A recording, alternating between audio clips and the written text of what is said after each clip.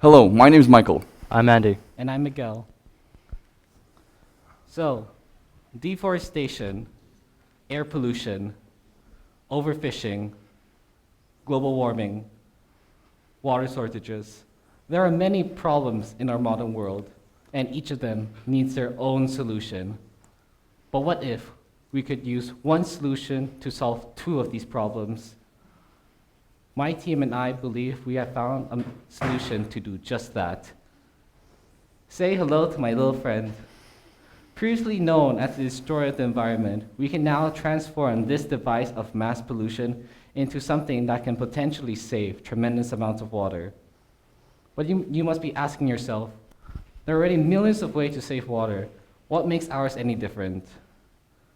You can develop all the gizmos you want, but in the end, people will not use it or forget to, because by nature, man is lazy.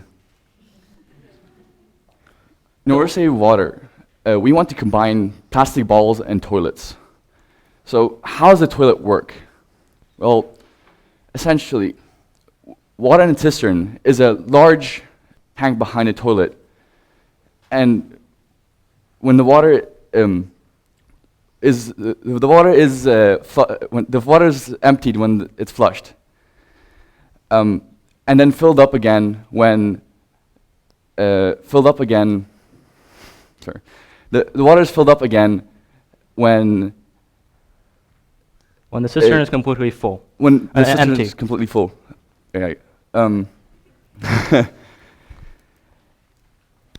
So when the water reaches a certain volume, the flotation device would send a signal to the cistern to stop it from letting water in.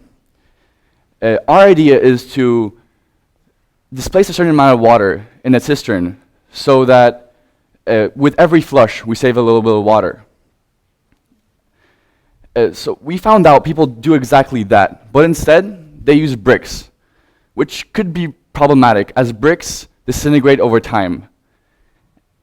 That's why we decided to use plastic bottles, as plastic bottles can take years and years to disintegrate and shouldn't cause a problem to the mechanism.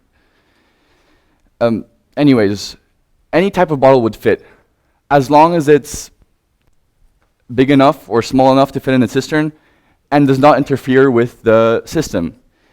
Here we already have two 500 milliliter bottles ready to go.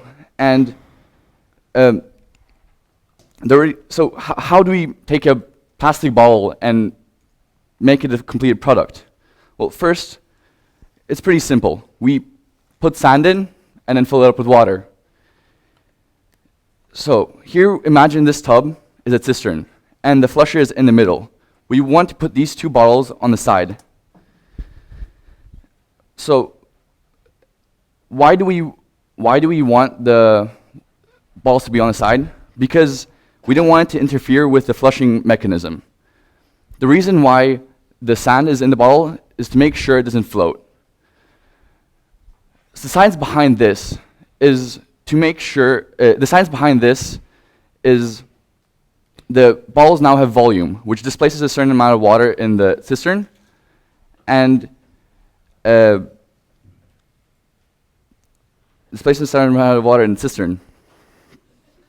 And tricks the system into filling up 6 liters instead of 5 liters instead of 6. So we're tricking the system into filling up 5 liters instead of 6.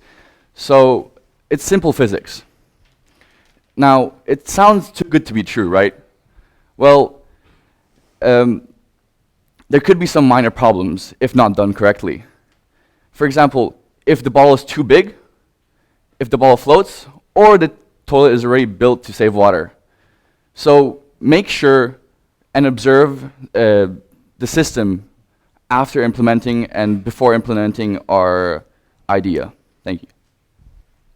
Our idea gives plastic bottles a new purpose, positively impacting our water footprint. What's so great about our idea is it's so simple. As long as you have a plastic bottle, some water, some sand or some marbles, you too are able to do this at home. These bottles of water can stay in your toilet for technically for 405 years. So I'm going to show you how this idea, simple idea, can be applied to a larger scale to affect the world more positively in a larger way. So recently, we placed a few sensors around the school, in the school toilets, to measure how many flushes the toilet flushes for a period of time. So what we found out is that each toilet in 3 bathrooms, they flushed 7 times per day.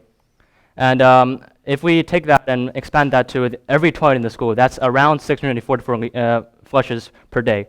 That's during school hours. And assuming that there's a 1-liter bottle in each of these toilets, that would be 644 liters of water saved with every flush in a single day.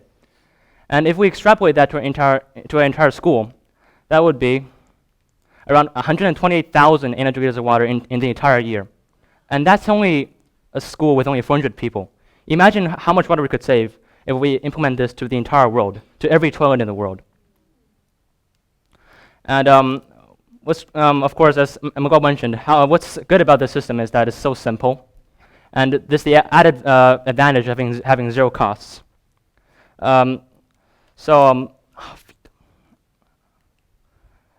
However, we only as only 3 students, we can't make a big enough impact. So what we need to do is to get you guys to contribute to this mission as well.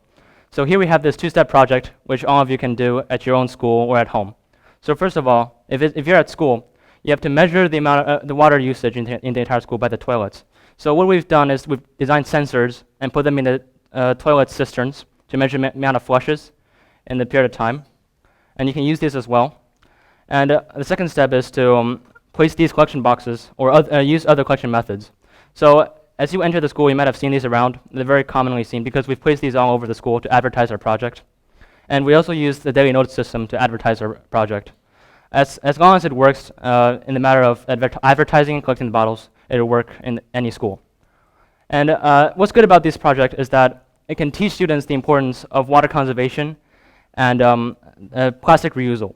And it also teaches them essential skills such as basic engineering, leadership, creativity, and collaboration. It's a great opportunity for all students, for all schools. Though it is not the most permanent or best solution out there, it is one that is quick and easy to do while being cost-effective. There are many incredible designs for toilets out there that don't use water to flush or turn feces into energy, but those take time and money to install. While we wait for these designs to become more mainstream, we need to do our part and contribute to this mission. The environment will not wait, so we need to act now. Water shortage is a huge problem, and if we don't act now, it might be too late, and each of us have to make our own contributions. So, as Barbara Mikulski once said, each one of us can make a difference. Together we make change.